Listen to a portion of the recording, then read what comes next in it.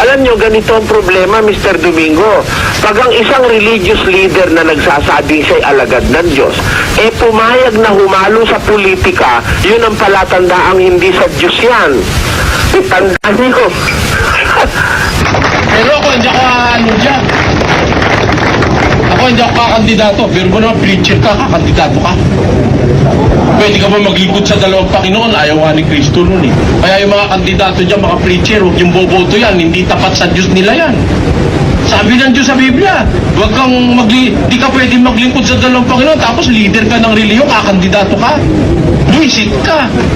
Talagang yung mga miyembro mo, nililigaw mo. Tapos ang politika, masama. Palagay mo, masama na. Palagay na natin. O hindi ka ba pwedeng humalubilo? Parang nga bumuti sila eh. Di halubiluhan mo, dalin mo yung salita ng Diyos sa kanila. Yun ang bala ko sana, kaya gusto ko punta sa kongreso. Dinisqualify ako ng COMELEC. Bala sila.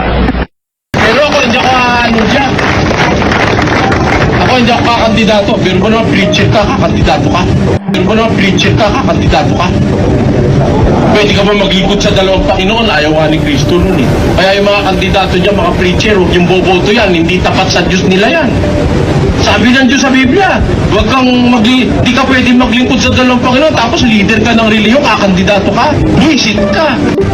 Talagang yung mga miyembro mo, nililigaw mo. Pag ang isang religious leader na nagsasabing siya'y alagad ng Diyos, pumayag na humalo sa politika, yun ang palatandaang hindi sa Diyos yan. Hindi po mapaglingkod ay Congressman Pili.